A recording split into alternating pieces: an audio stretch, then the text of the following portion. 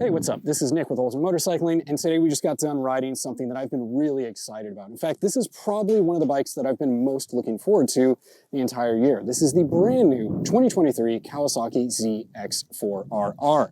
Now, of course, you guys know what this is. This is an inline four-cylinder powered sport bike in that sub 400cc category.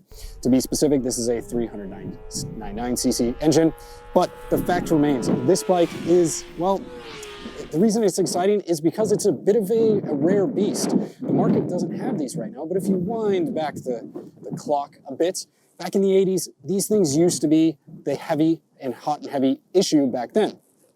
In Japan, you could get these motorcycles in other markets, in the UK and Europe, where, you know, they had a thriving club racing scene. The World Championship was really going off, and also, emissions and things like that and licensing were a bit of a problem. So that really created a market for that sub 400cc category, and they really took off. However, not so much in the States, but something that a lot of us sort of sport bike enthusiasts really lusted after. And this thing is a direct tie to that. But importantly, it's really supposed to bring out, you know, those emotions for older riders that may be a bit more gray-haired, we'll say. And it also is going to help bring up, we'll say, beginner riders into the intermediate category that want something a bit more performance-oriented. So that is what we're going to be talking about today, and I hope you guys stick around.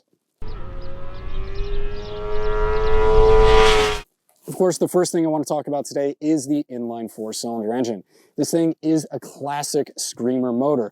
Revs out to something like 15,000 RPM. I'll probably fix that up here with some sort of number, but it just really has that classic inline four-cylinder charm. Revs all the way out, makes its power nice and smooth. There's a lot of counterbalancing features and things like that to just encourage smoothness as you'd expect from an inline four-cylinder motor. Now, the thing that we do have to bring up, and Kawasaki has been quite forthright with this, is that in the United States, due to noise emissions, not carbon emissions, it does stop making power at about 11,500 RPM. Of course, you guys know how to use the internet, and you can see that there are plenty of aftermarket tuning solutions to get that horsepower back. And to be clear, Kawasaki North America does not cite performance numbers. However, once the bike is reflashed, you can expect something in that 70 HP range. And realistically, even without the flash, it's still gonna run out to the red line. It's still incredibly fun just to send screaming down the front straight of Flower Hill Raceway Park and enjoy that. Yes, it does taper off and just sort of plateaus above 11.5, but it's still an incredibly fun engine. Now, the purpose of this engine, as I mentioned before, is to really encourage that beginner rider that may have started on a Ninja 400 and then also move up into something a little bit more substantial. And this is that next step. So they don't have to sort of jump that chasm gap, we'll say, between a Ninja 400 and a ZX-6R. The engine is very approachable. I would say someone that has a little bit of experience behind them is going to be able to control it. You can really just chuck this thing in the corners and enjoy that power and feel like you're in control, unlike leader bikes, which tend to be, well, they take a pretty serious rider to extract everything out of them. Now, it does have an up-down quick shifter with that 6-speed transmission. It's a very solid transmission. If you expect it to be up to snuff with, say, like a ZX-10R or something like that, not so much, but it is significantly better than Ninja 400. Very tight, sporty, shifting, pretty happy there. Now, moving into the chassis, we do have a steel trellis frame, steel swing arm. That puts the bike, you know, kind of on the back end on the spec sheet war, but the reality of this thing is it's a very nimble motorcycle. It's not as physically large as a ZX-6R. Its weight is kept much lower, so it is a very easy bike to maneuver, especially around this racetrack, which does have some technical sections, has a lot of high-speed stuff, and you're really trusting this chassis on the edge of the tire. Now, the suspension, we do have a show fork up front, preload adjustment only, and a fully adjustable shock in the rear. That's really derived from the ZX-10R, and honestly, it kind of looks like the same thing.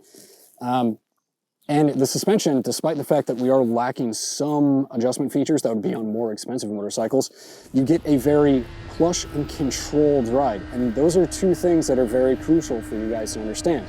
It's not wallowy or anything like that. And when it does go through the stroke, you know, I'm at about 180 pounds or so, depending on how much pizza I'm eating that week.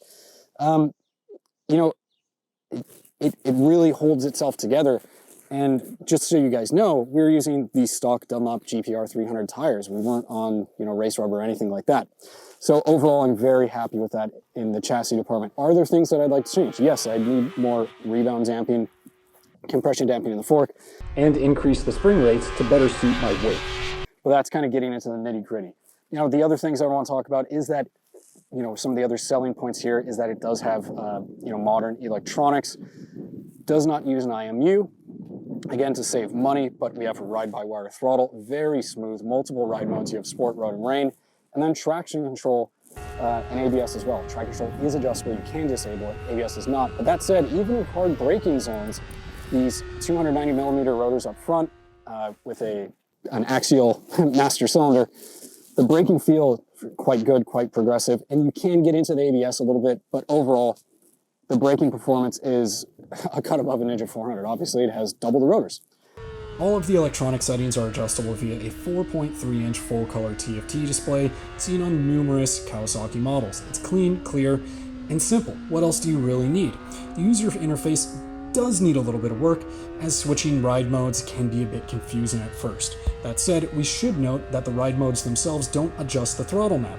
They really focus on your TC and engine power settings.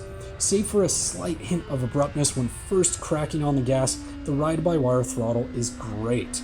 Overall, the instrumentation and rider aids are a solid step above what's being offered by nearly all of the 400cc sport bike class, and even things like Yamaha's middleweight YZF R7. What helps solidify the ZX-4RR within the Kawasaki Sport lineup is its welcoming riding position. It's a touch more aggressive than the street-friendly Ninja 400, though not as demanding as the ZX-6R. It feels narrow between the knees, which complements its compact, light, and agile-feeling chassis, and the relatively low seat height will be a boon for shorter riders. The ZX-4RR does take that extra step into the sporting side with slightly lower clip-on style handlebars that better accommodate aggressive riding, as we've seen here. But again, it doesn't take things to that extreme like a proper super sport would. There's really no cramping to speak of, which will definitely pay off for street riders. Now, that's kind of what I want to talk about today with the ZX-4RR. Obviously, we need to do some road testing as well to get into it, but this is our first ride review. I'm super impressed with this motorcycle.